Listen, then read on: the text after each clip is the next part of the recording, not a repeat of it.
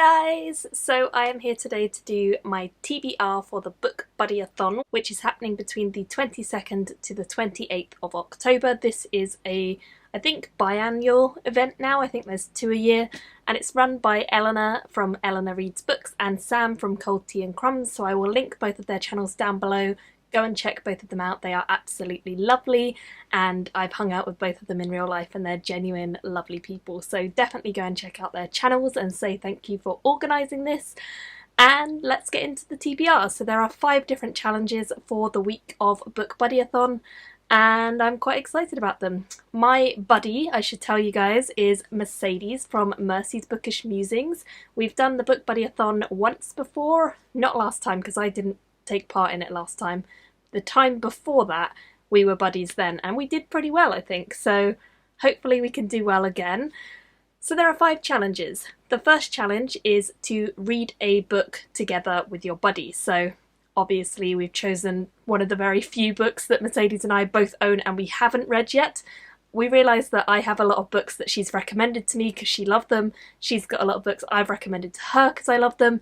We don't have that many that both of us haven't read yet at the moment, so we're gonna do the one that we do have. Children of the New World, and this is by Alexander Weinstein. It's a collection of short stories. I believe they are science fiction focused, but maybe have a kind of beautiful writing style or something like that, because that is often what Mercedes likes, and she gave this one to me because she was sent 2 copies. I think it's already out in America. I'm not sure if it's out in the UK yet. I'm just going to read you the first page. Saying goodbye to Yang. We're sitting around the table eating Cheerios, my wife sipping tea, Mika playing with her spoon, me suggesting apple picking over the weekend, when Yang slams his head into the cereal bowl. It's a sudden mechanical movement and it splashes cereal and milk all over the table. Yang rises, looking as though nothing odd has just occurred, and then he slams his face into the bowl again. Mika thinks it's hysterical. She starts mimicking Yang, bending over to dunk her own face in the milk, but Kira's pulling her away from the table and whisking her out of the kitchen so I can take care of Yang. At times like these, I'm not the most clear-headed. I stand in my kitchen, my chair knocked over behind me, at a total loss. Shut him down, call the company. Shut him down, call the company. By now the bowl is empty, milk dripping off of the table, Cheerios all over the goddamn place, and Yang has a red ring on his forehead from where his face has been striking the bowl. A bit of skin has pulled away from his skull over his left eyelid. I decide I need to shut him down. The company can walk me through the reboot. I get behind Yang and untuck his shirt from his pants as he jerks forwards. Then I push the release button on his back panel. The thing's screwed shut and won't pop open. So that is the first story from Children of the New World. Sounds like it's definitely going to have some stuff to do with robots. I'm very excited about that, and hopefully we'll both like it. The next challenge is to read a book with pictures in it. So I've chosen this one, which is called Dragon Art, and it's by Graham Amer, and it's got a foreword by John Howe, who is one of the artists that I particularly love. Now, I believe that this is just literally a big book all about like dragon inspired artwork, so I'm quite excited. I'll try and show you some of the pictures. I'm not sure how well you'll be able to see them. It looks pretty dramatic and cool, as I think you'll all agree, and I'm really looking forward to sort of diving into this. I've had it for a little while now, and I definitely want to get to it very, very soon, so I think this might be the perfect opportunity to do that. The next challenge is to read a book that starts with the letter of your buddy's name. So I have chosen a slight cheat because it actually starts with the, but if you take the off, then this does start with M, and that is The Moon is a Harsh Mistress by Robert A. Heinlein. This is a classic SF book that I've been meaning to get to for absolutely ages. I am planning to buddy read this with James, so hopefully he can read it in this week. I'm not sure, I haven't checked with him, but I will leave messages either way. I am excited about this one, but I'm also a little bit dubious because I've heard from a couple of people that it's really great and a couple of people that it's really dated, so I don't know how I'm going to feel about it. I'm going to go into it with a fairly open mind and just see what happens. I'll read you the first section. That dinkum thinkum. I see in Lunaya Pravada that Luna City Council has passed on first reading a bill to examine, license, inspect and tax public food vendors operating inside municipal pressure.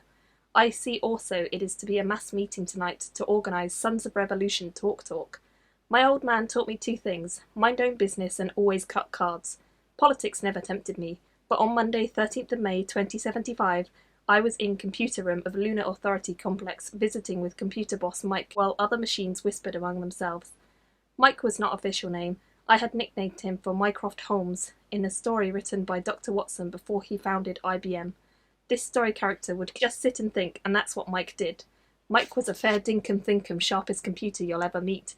Not fastest. At Bell's lab, Buenos Aires, down Earthside, they've got a thinkum the 10th his size, which can answer almost before you ask, but matters whether you get the answer in a microsecond rather than a millisecond as long as correct. So this is written in a really interesting style, and I'm actually quite intrigued. I feel like maybe that's like a robot or something talking, I'm not really sure.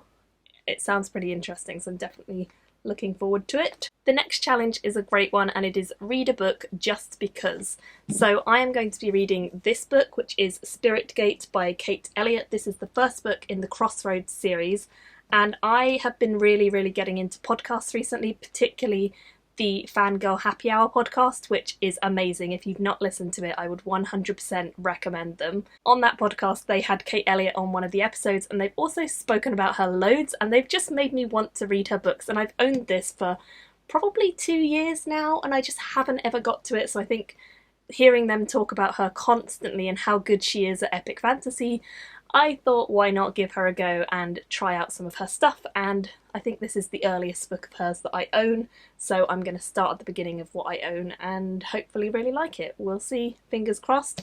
I'm going to read you the first page. On a hot summer's day like today, Flirt liked to fly straight up along the shoreline of the river, huge wings huffing against the wind. The draught of the running water cooled eagle and reeve and gave the raptor a chance to get close to any unsuspecting deer come out to drink. This time of day, early afternoon, they didn't see a single creature along the shore except one man chopping wood who had flung up a hand at the sound, poised and listening.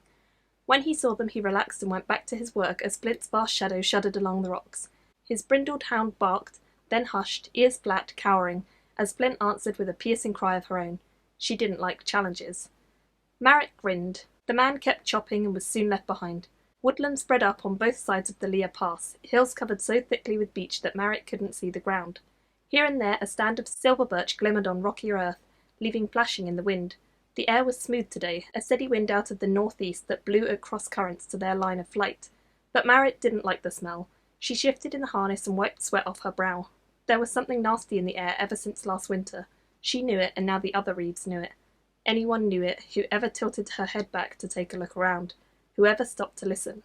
Probably the woodchopper knew it, which is why he'd been scared for that moment, expecting the worst. Shadows.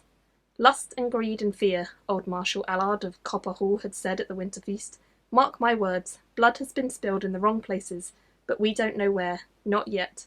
Keep your eyes open, don't turn your backs. Not that the Reeves ever turned their backs or kept their eyes closed. The 100 was a broad land made prosperous by towns and villages and markets, cultivated fields, wide pasture lands, rich forests and treasure buried in the earth. Yet there were as many hidey holes and forgotten caves and old ruins and secret glades and ravines where dangerous creatures might lurk, as there were laughing children. So that is the start of this one. And the final challenge is to read 5 books over the course of the week, and so I've chosen one extra book to make my total up to 5, which is this one. It is The Left Hand of Darkness by Ursula K. Le Guin, and I think I mentioned her in my female SFF writers that I want to read soon, and loads of you told me to pick up this one by her and try this one out, so I am going to take your advice and do that, and I'm very excited. So let's read the first page of this one. Chapter 1. A Parade in Erinhang. I'll make my report as if I told a story, for I was taught as a child on my homeworld that truth is a matter of imagination. The soundest fact may fail or prevail in a style of its telling, like that singular organic jewel of our seas, which grows brighter as one woman wears it, and, worn by another, dulls and goes to dust. Facts are no more solid, coherent, round and real than pearls are, but both are sensitive. The story is not all mine, not told by me alone. Indeed, I'm not sure whose story it is. You can judge it better. But it is all one, and if the moments and the facts seem to alter with an altered voice, why then you can choose the fact that you like the best. Yet none of them are false, and it is all one story. It starts on the 44th diurnal of the year 1491, which on the planet Winter in the nation Karhide was Odharhad Twa, or the 22nd day of the 3rd month of the spring in the year 1. It is always the year 1 here. Only the dating of every past and future year changes New Year's Day. and as one counts backwards or forwards from the unitary now. So it was spring of year 1 on Erranhang, capital city of Karhide, and I was in peril of my life, and I did not know it. So those are the books that I'm planning to read over the course of BookBuddyAthon. I'm very much looking forward to it, and I hope that I'll get a good chunk of reading done. I know that Dewey's 24-hour readathon is happening on Saturday too. I don't think I'm going to participate in that and do a different TBR, but I will be reading these books over that day as well, so hopefully I'll make good progress then too. I would love to hear if you guys are participating. Link me your TBRs or let me know in the comments what you're reading and who your buddy is. Thank you so much for watching, and I will see you in my next video very soon. Bye! Thank you for watching my video today. Go pick up a book, then come back and chat with me again.